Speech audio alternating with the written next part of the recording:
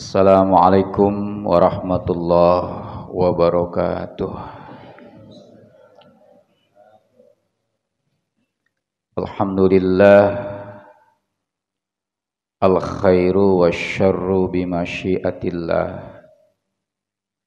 Ashhadu an la ilaha illallah wahdahu la syarikalah wa ashhadu anna Muhammadan abduhu wa rasuluhu la nabiyya ba'dah.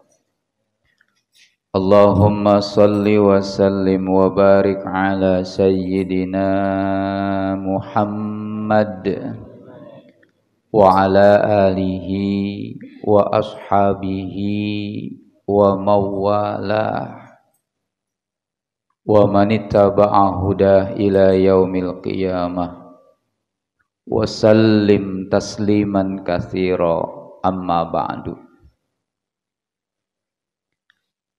Rabbi a'udzu bika min hamazatis syayatin wa a'udzu bika rabbi ay yahdurun.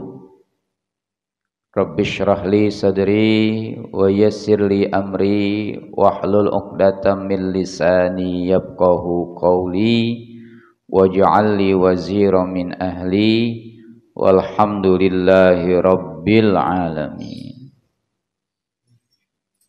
Qalu subhanaka la ilma lana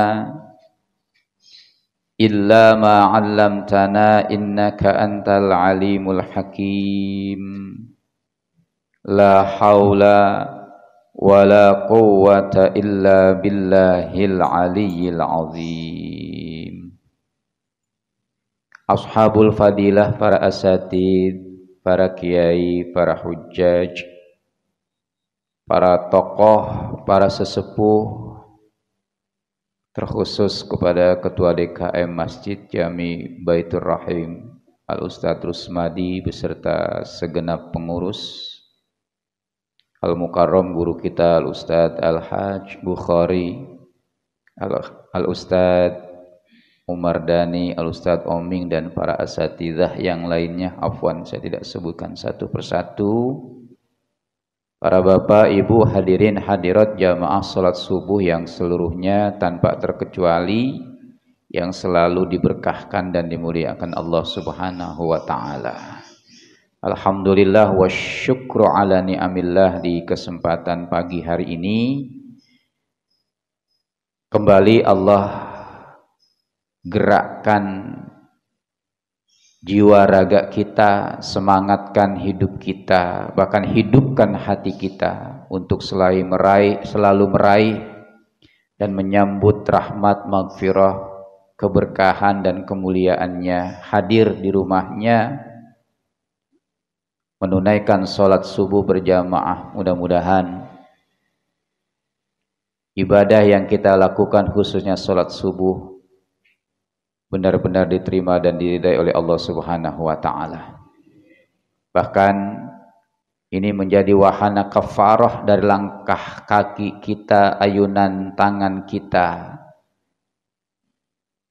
dijadikan sebagai kafarah ampunan dosa, dan semua semangat kita dan niat kita, motivasi kita hadir ke rumah Allah ini menjadi wasilah kesuksesan hidup kita, baik di dunia maupun di akhirat. Amin ya Allah ya Rabbal Alamin. Salawat teriring salam tercurah keharibaan baginda alam Nabi besar Muhammad sallallahu alaihi wa alihi wasallam. Terima kasih kepada segenap hadirin hadirat rahimakumullah. Alhamdulillah, sekarang kita sudah berada di pekan ketiga atau memasuki pekan ketiga dari tahun 2023. Kita berharap mudah-mudahan hari-hari kita di hari ini dan selanjutnya lebih baik daripada yang kemarin. Ibadah kita, nasib kita, rizki kita, apa yang kita usahakan, apa yang kita kerjakan dan kita dapatkan itu lebih baik daripada yang kemarin. Ya, mudah-mudahan kita tergolong orang-orang yang sukses, yang selamat dunia sampai akhirat. Amin ya Allah ya Rabbal alamin. Cuma kita patut belajar dari waktu, bahwasanya waktu itu berjalan dengan cepat. Berjalan dengan cepat. Berjalan apa berputar? Berputar. Ya, maka belajar dari sini kita jangan sampai tertinggal oleh waktu. Bisa memanfaatkan dan bisa menggunakan waktu dengan sebaik-baiknya. Baik untuk urusan dunia, terlebih-lebih waktu untuk urusan akhirat. Kita gunakan dengan sebaik-baiknya.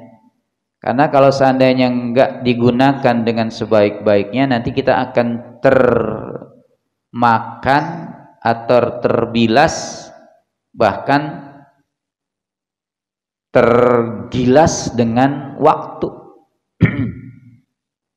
Karena al-waktu kasaifi. Waktu itu laksana pedang. Pedang itu tergantung bagaimana kita bisa menggunakannya. Kenapa bahasa pedang bukan pisau, bukan golok?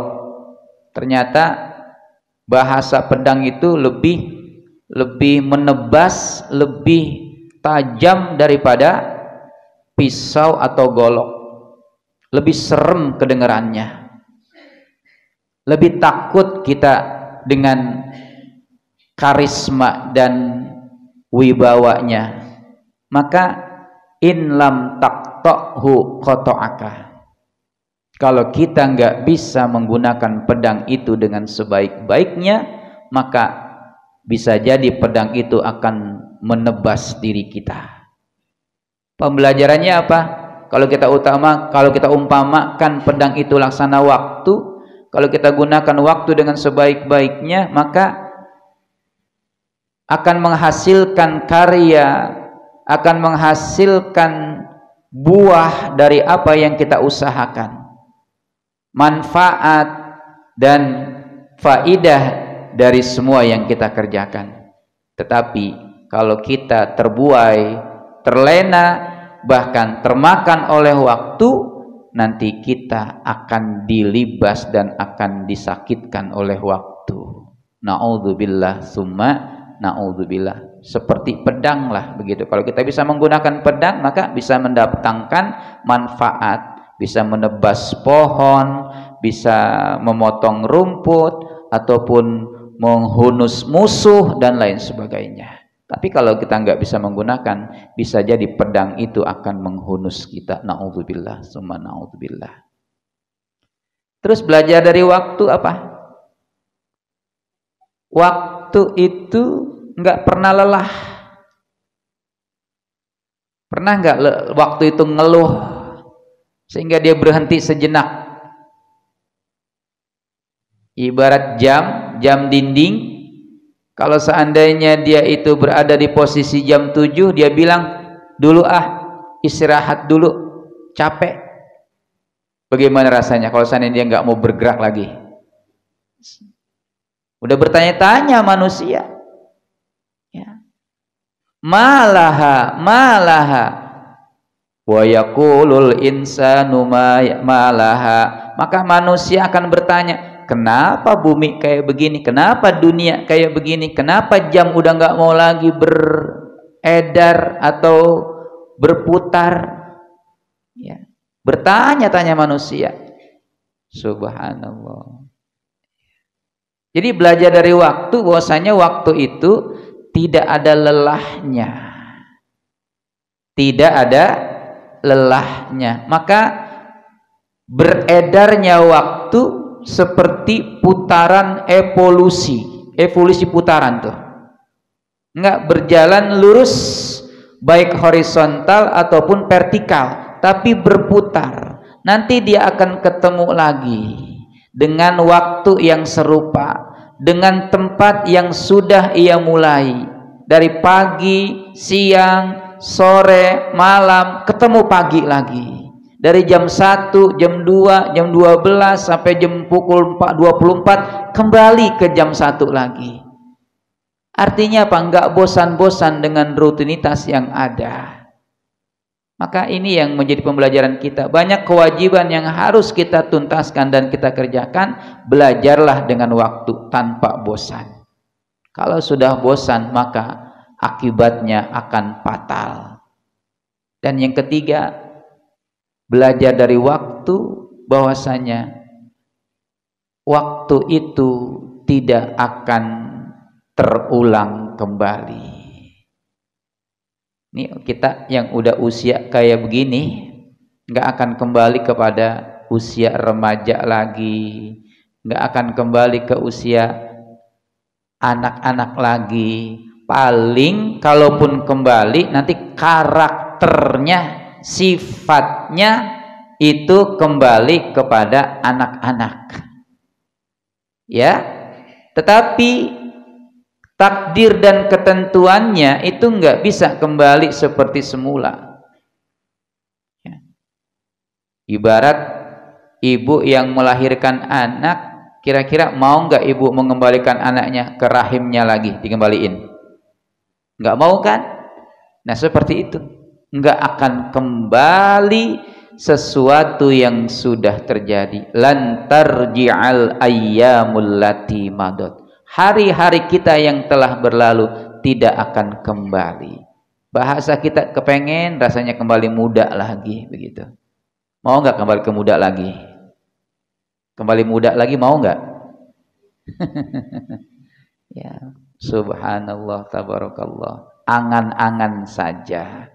Oleh karena itu hadirin, hadirat jamaah sekalian rahimakumullah, mudah-mudahan kita bisa memanfaatkan waktu dengan sebaik-baiknya. Amin ya Allah ya Rabbal Alamin. Kembali kepada kajian kita, masih di surah Al-Baqarah.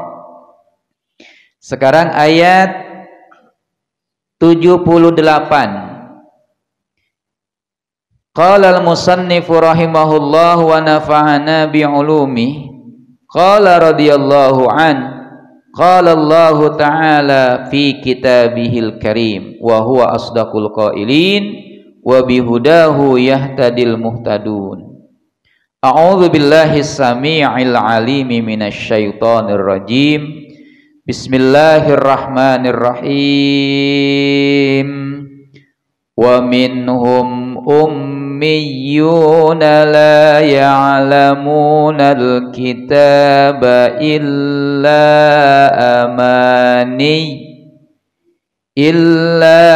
amaniya wa inhum illa yadhunnun. Fawailul lilladzina yaktubunal kitaba biaydihim thumma yaquluna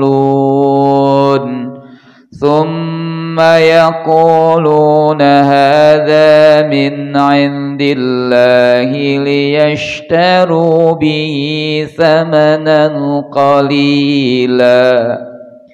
Fawailul lahum mimma katabat aydihim wa wailul lahum mimma yaksibun. Sadaqallahul azim. Hadirin hadirat sekalian rahimakumullah, kembali kepada ayat yang lalu, bahwasanya ternyata Nabi Shallallahu Alaihi Wasallam, bahkan orang-orang beriman masih haus, masih sungguh-sungguh berharap dengan sangat orang-orang kafir beriman kepada Allah Subhanahu wa Ta'ala. Ada dalam sebuah riwayat, ketika Allah Subhanahu wa Ta'ala berfirman, wala saufa yardo. Apa artinya wala saufa yardo? Ini di surah apa adanya nih? Surah Ad-Duha di ayat 5. Wala saufa yu'tika fatardo. Mohon maaf, salah saya bacanya. Wala saufa yu'tika fatardo.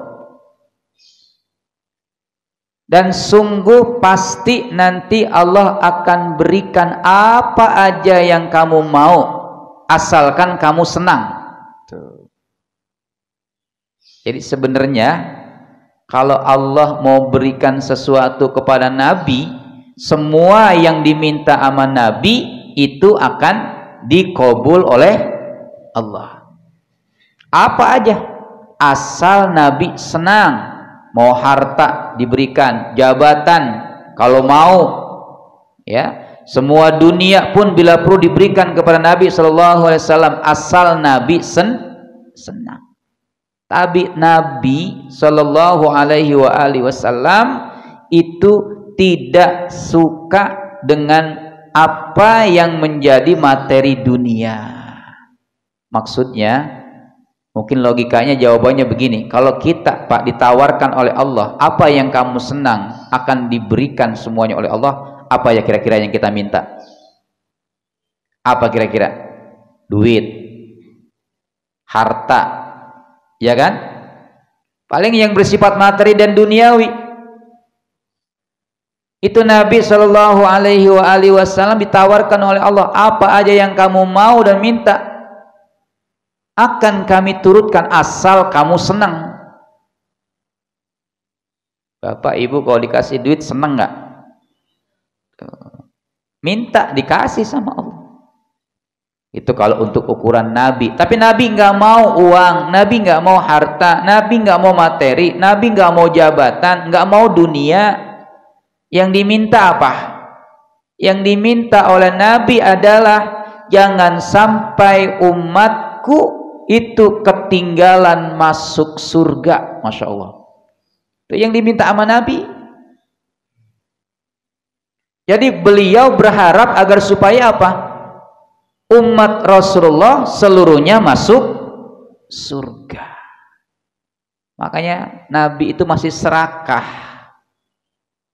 kepengen orang-orang kafir juga beriman, agar supaya apa? Mereka itu di dalam akhirat nanti bisa menikmati surga bersama Rasulullah. Begitu.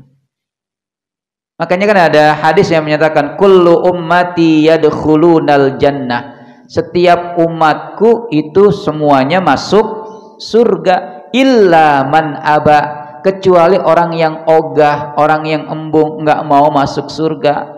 Qalu, sahabat bertanya, man ya'ba ya Rasulullah, siapa orang yang enggan dan tidak mau masuk surga ya Allah, ya Rasulullah? Nabi menjawab, man ata'ani dakhalal jannah wa man asani faqad aba. Barang siapa yang taat mengikuti segala perintahku, maka dijamin masuk surganya Allah. Tapi orang yang membangkang dan maksiat atas perintahku, itulah orang-orang yang tidak mau masuk surga. Subhanallah. Jadi sampai kapanpun Nabi kepengen umatnya, bahkan bukan umatnya, orang kafir aja bisa beriman kepada Allah. Akan tetapi ini sulit bagi kita. Jangankan bagi kita, bagi Nabi aja susah. Karena mengajak dan menjadikan orang kafir beriman itu ekstra, luar biasa. Berat. Risiko berat, tantangan berat, akibatnya juga akan berat.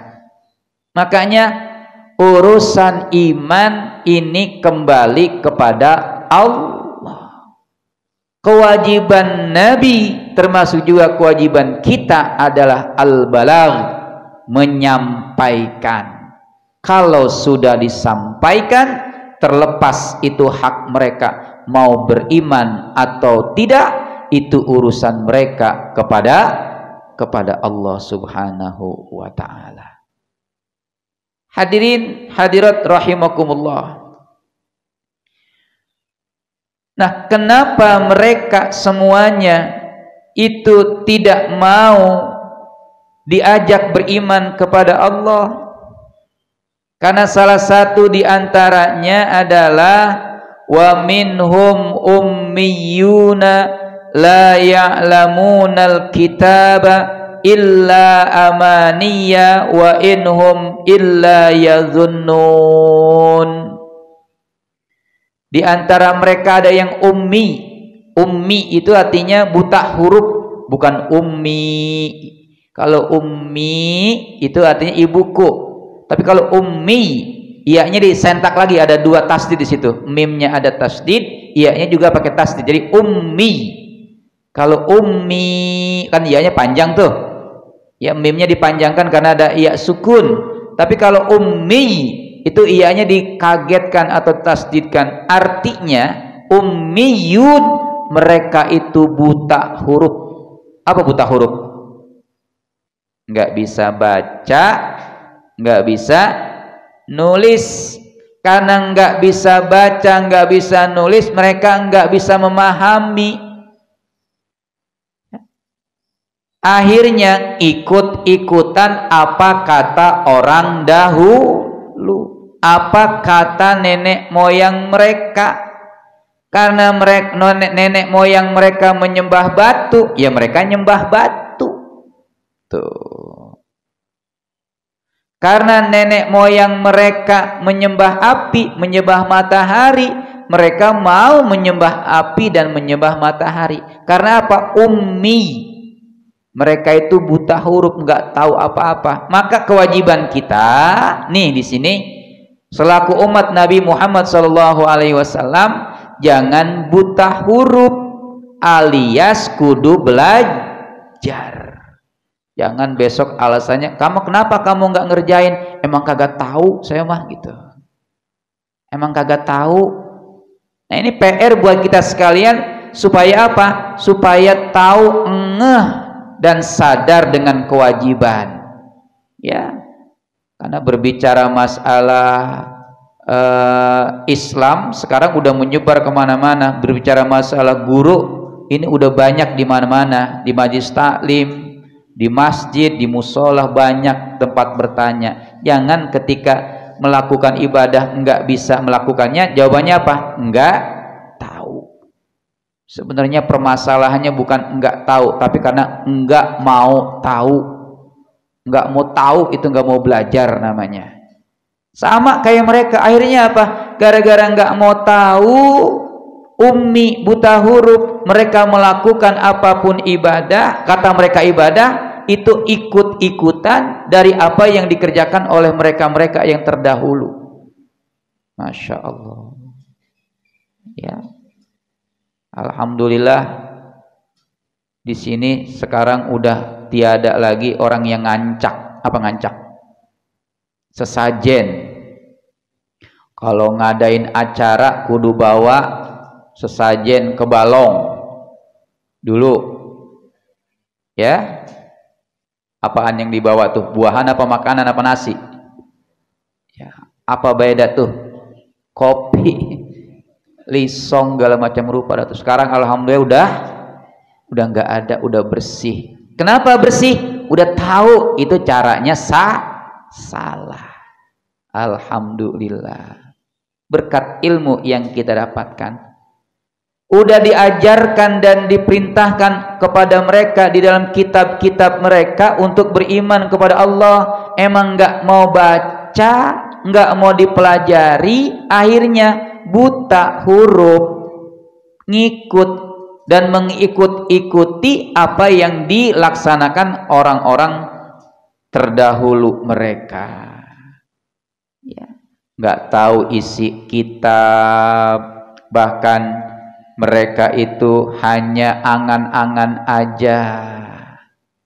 Masuk surga enak, masuk surga. Masuk neraka, wah nggak mau masuk neraka. Tapi mereka nggak tahu bagaimana caranya masuk surga. Takut dengan neraka, tapi mereka tetap saja terjerumus dan berada di dalam penggorengan maksiat. Ya. Itu karena apa? Ummi, nggak tahu. dan bahkan nggak mau tahu. Wa inhum illa yazunnun. Dan apa aja yang mereka kerjakan dan lakukan itu tidak lain dan tidak bukan hanya merupakan perkiraan belaka. Perkiraan belaka. Sampai suatu saat nanti kita akan dapatkan, ya, mereka tidak akan tersentuh, ini kata mereka, lan tamassanan naru, sekali-kali tidak akan tersentuh kita ini dengan api neraka, kata mereka, illa ayyamam ma'dudah, kecuali hari-hari yang ditentukan. Artinya perkiraan mereka ketika mereka berbuat maksiat 2 hari itu mereka masuk neraka cuma 2 hari doang gitu katanya. Boleh berbicara 2 hari di dunia, ya, 2 hari di dunia, Masya Allah, ya. Tapi semuanya itu adalah merupakan angan-angan belaka. Kata mereka, ya paling juga kalau kita berbuat dosa 2 hari di dunia, nanti disiksanya cuma 2 hari. Masya Allah. Padahal 2 hari di akhirat, 2 hari di akhirat itu 1 hari aja bandingannya 1000 tahun di dunia. Berarti kalau seandainya 2 hari aja disiksa di akhirat, sama hanya 2000 tahun di dunia. Masya Allah, tuh baru 2 hari. Na'udzubillah summa na'udzubillah. Itu jadi bayangan mereka, hanya perkiraan-perkiraan mereka. Alkitab dianggapnya sebagai dongeng. Kemudian ajaran-ajaran yang dibawa nabinya merupakan cerita-cerita pengalaman-pengalaman kemarin, ya, seperti dongeng cerita pembawa tidur buat anak-anak, kata mereka seperti itu. Makanya banyak yang dirubah, banyak yang diganti dari apa-apa yang mereka dapatkan di dalam kitab-kitab mereka.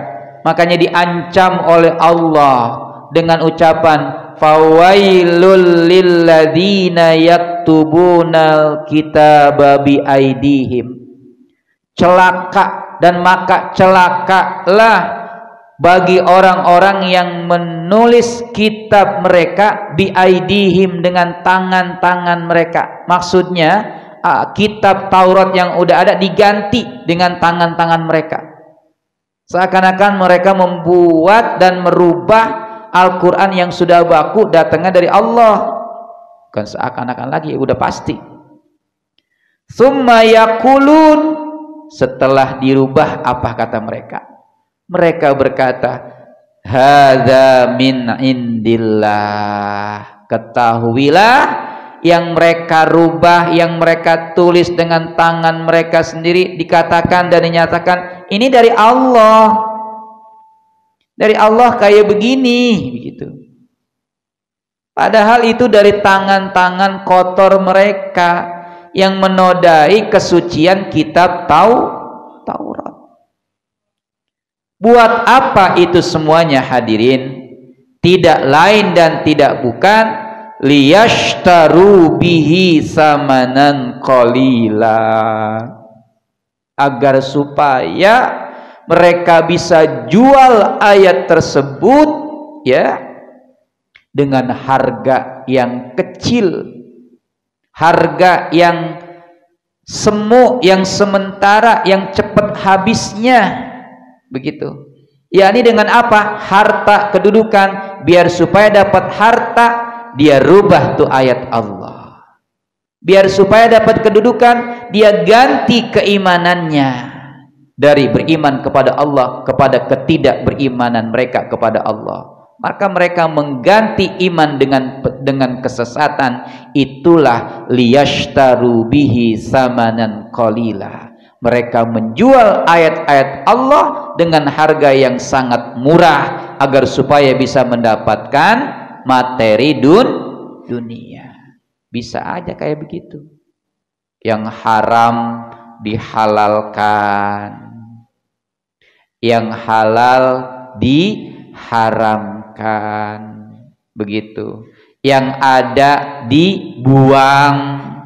Kayak sifat Nabi Muhammad itu kan ada semuanya tuh di dalam kitab Taurat, dalam kitab Injil, tapi dihapus oleh mereka, diganti dengan yang lain. Mereka berkata, "Ihadza min indillah." Ini memang datang mutlak dari Allah, padahal itu udah diapain? Dirubah oleh mereka.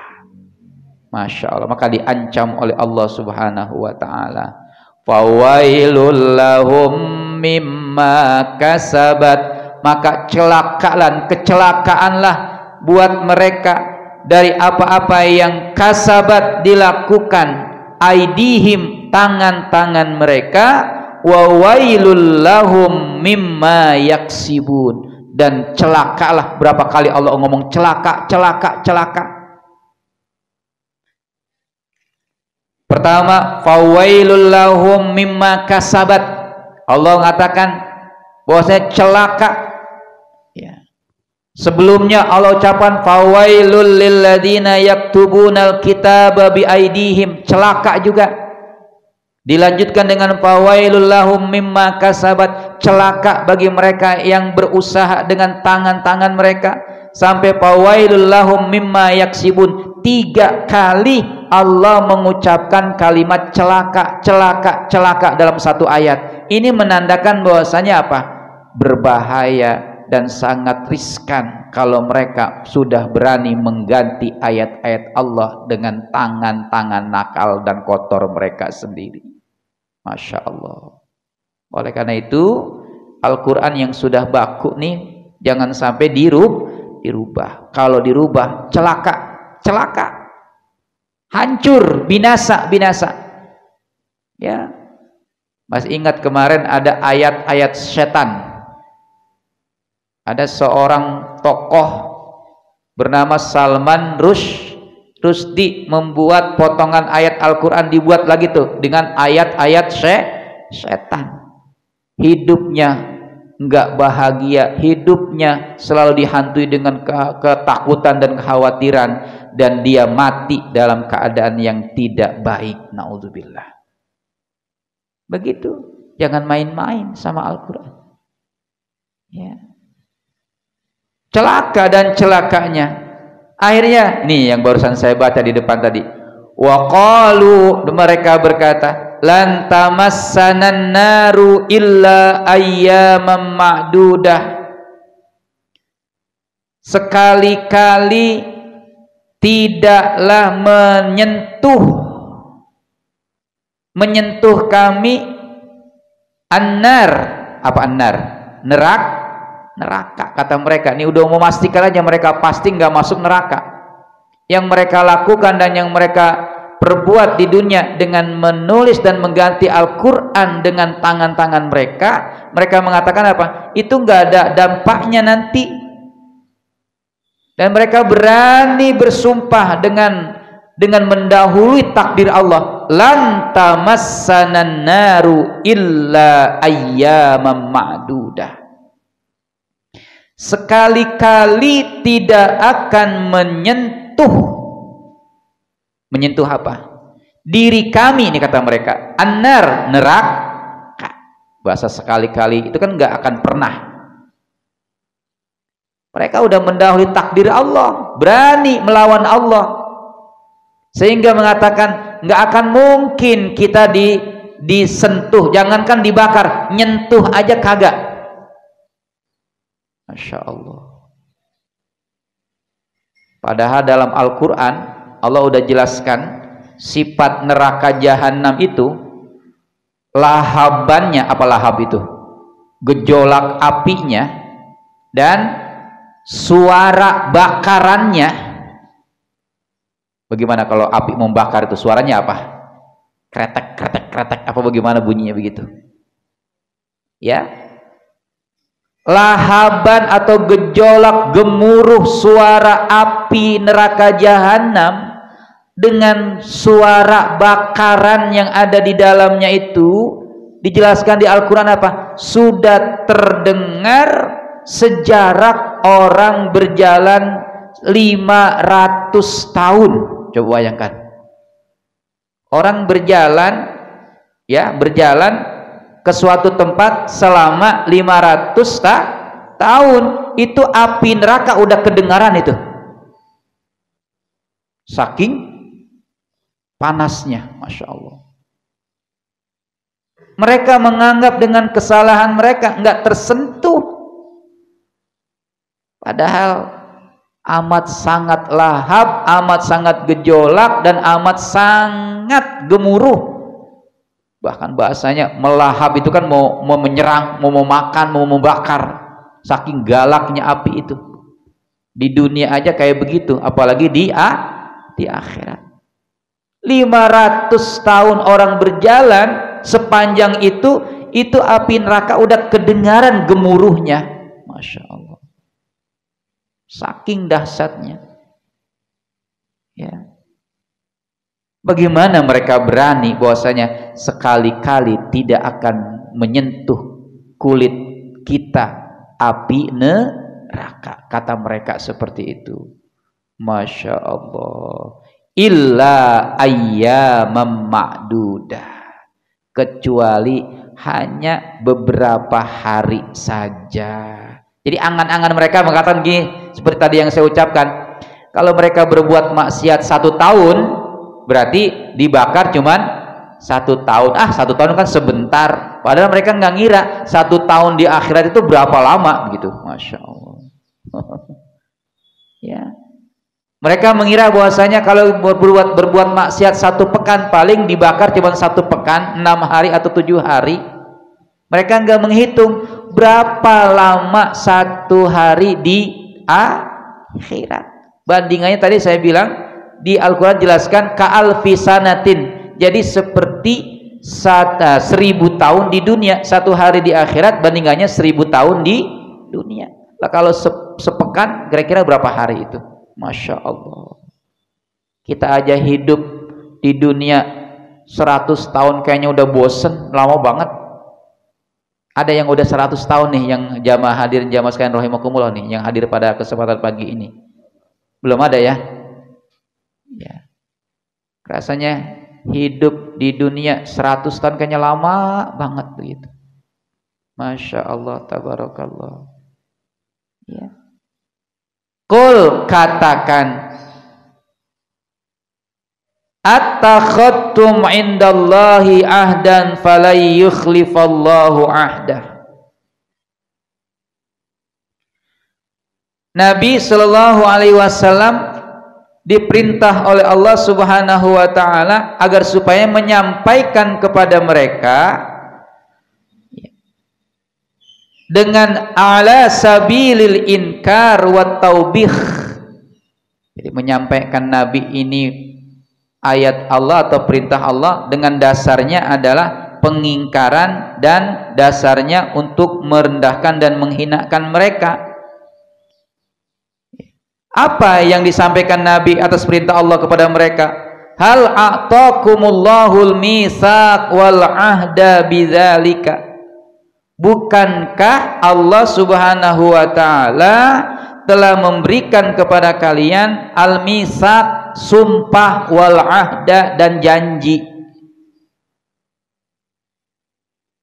Fa idza kana qad wa'adakum bidzalika, kalau seandainya Allah Subhanahu wa taala sudah menjanjikan kepada kalian, apa janji Allah? Kalau kamu berbuat baik maka mendapatkan kebaikan, kalau kamu berbuat buruk maka dampaknya adalah keburukan. Allah nggak pernah salah dalam berjanji dan berucap. Apa yang sudah dijanjikan Allah itu pasti akan dibuktikan oleh Allah. Bahkan kamu sudah bersumpah. Apa bersumpahnya? Ketika ruh ditiupkan malaikatullah Jibril ke dalam janin manusia, ditanya, apakah kamu mau beriman? Maka berimanlah, kami bersaksi mau beriman kepada Allah. Dan kita juga udah bersaksi, asyhadu alla ilaha illallah wa asyhadu anna Muhammadar Rasulullah. Bersaksi tiada Tuhan selain Allah dan bersaksi bahwasanya Nabi Muhammad sebagai utusan Allah. Itu sumpah kita, sumpah mereka. Ya, kalau sudah kita laksanakan dan mereka laksanakan sumpah ini, insya Allah bebas mereka dari ancaman Allah.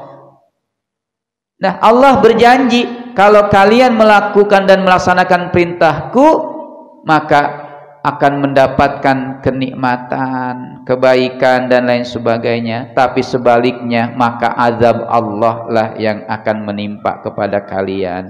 Itu adalah janji Allah. Ketahuilah bahwasanya Allah Subhanahu wa taala falai yukhlifallahu ahdah, tidak sekali-kali dan tidak akan pernah Allah itu menyalahi atau mengingkari janjinya. Kalau dia udah berjanji pasti akan dibuktikan. Kalau dia udah berucap maka jangan ragu-ragu, ini ucapan Allah pasti akan dibuktikan. Apa aja pokoknya. Kalau janji Allah bilang kepada kita, la in syakartum la azidannakum wa la in kafartum inna azabi lasyadid. Ini salah satu di antara janji Allah. Sekiranya kalian bersyukur atas nikmatku, ini satu contoh aja. Ini janji Allah nih. Sekiranya kalian itu mau bersyukur atas nikmatku, janji Allah apa? La azidannakum. Itu ada dua huruf taukid. Pertama huruf lam, yang kedua nun musyaddadah, nun yang ditasydidkan. Enggak ada keraguan lagi. Allah udah menjanjikan dengan sesungguh-sungguhnya janji, la azidannakum, pasti sungguh akan aku tambahkan nikmatku. Itu kata Allah. Ini Allah udah berjanji tuh. Kalau kita percaya, ya memang wajib percaya bahwasanya apa? Kalau kita bersyukur pasti akan ditambah nikmat. Begitu. Kalau kalian beramal soleh dengan kenikmat, dengan keimanan dan ketakwaan, surga, itu janji Allah. Tapi sebaliknya, wala in kafartum inna azabi lasyadid. Kalau kalian kufur terhadap nikmatku, kata Allah, bukan dikurangin itu nikmat sebagai lawan ditambah, tapi justru malah tunggu azabku amat sangat pedih. Na'udzubillah. Maka analoginya, kalau kalian tidak beriman kepadaku atau tidak melakukan amal soleh, apalagi tidak beriman, apalagi tidak didasari dengan ketakwaan, apa janji Allah? Neraka. Mau masuk neraka, itu bahasanya begitu. Artinya tidak mendapat kenikmatan. Itu janji Allah. Azab itu siksaan. Azabi lasyadid. Ini janji Allah. Maka falai yukhlifallahu ahdah. Allah enggak akan pernah mengingkari janjinya. Am taquluna 'alallahi ma la ta'lamun. Ya. Atau kamu berani mengatakan sesuatu 'alallah, terhadap Allah, ma la ta'lamun, dari apa-apa yang kalian tidak ketahui. Jadi jangan menisbahkan Allah itu beranak, Allah itu punya anak, Allah itu punya tangan, Allah itu mendengar, berarti kupingnya seapa gedenya gitu. Kan dalam Al-Quran Allah itu maha mendengar, kan gitu ya. Berarti Allah itu punya yang namanya mendengar, bukan begitu maksudnya. Ya, bahkan dijelaskan dengan bahasa yang jelas, yadullah, tangan Allah, fauqa aidihim, di atas tangan mereka. Jangan mengartikan makna yad atau makna tangan itu dengan makna yang zahir, yang jelas seperti yang dimiliki oleh makhluk. Artinya Allah itu punya tangan. Ya, makanya kita harus belajar seperti itu. Nah, apa maksud dari yad di situ? Yad di situ adalah kekuasaan Allah itu sangat besar dan maha besar.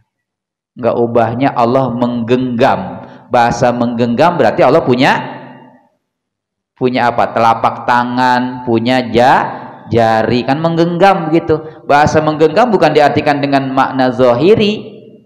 Itu enggak boleh. Jadi kita enggak boleh menafsirkan dan mengatakan kepada Allah itu segala sesuatu yang kita enggak ketahui begitu. Ya, kita enggak ketahui. Allah ada di mana-mana. Di Rawadenok ada, di Kupu ada, di Depok ada. Ya, itu maksudnya kalau bicara masalah gitu, jadi Tuhan banyak. Ada yang di Rawadenok Tuhan, di Kupu Tuhan. Jadi bahasa di mana-mana itu maksudnya agar supaya kita paham, Allah memantau dan menyaksikan dan mengetahui semua yang ada di mana-mana. Subhanallah. Ya, artinya kita di Depok, ya Allah ada memantau kita. Allah di mana-mana, kita di mana-mana, Allah juga ada. Jadi itulah hadirin hadirat sekalian rahimakumullah.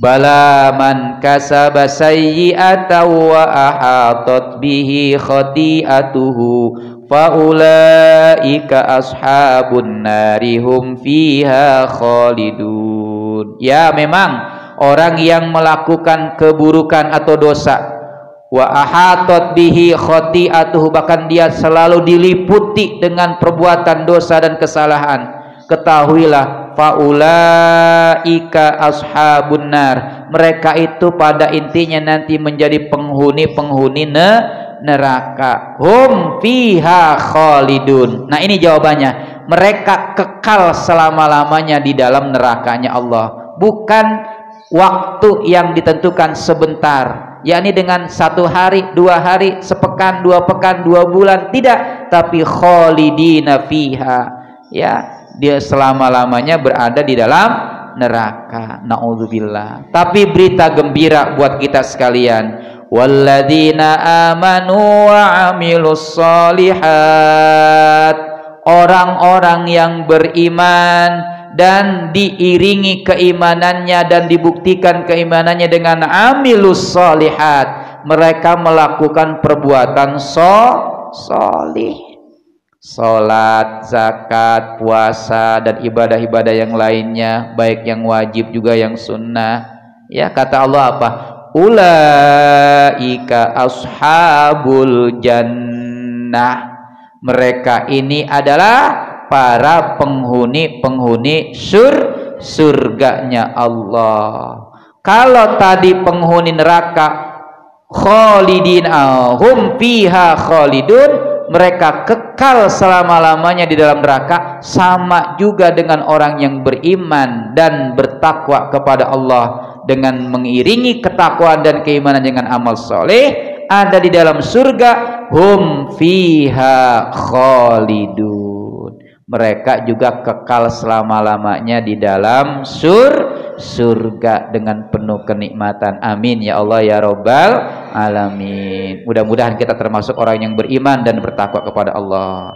Demikian, mudah-mudahan bermanfaat. Wallahu a'lam bissawab. Shadaqallahul azim. Terima kasih, sampai ketemu nanti pada bahasan yang akan datang di bulan depan insyaallah.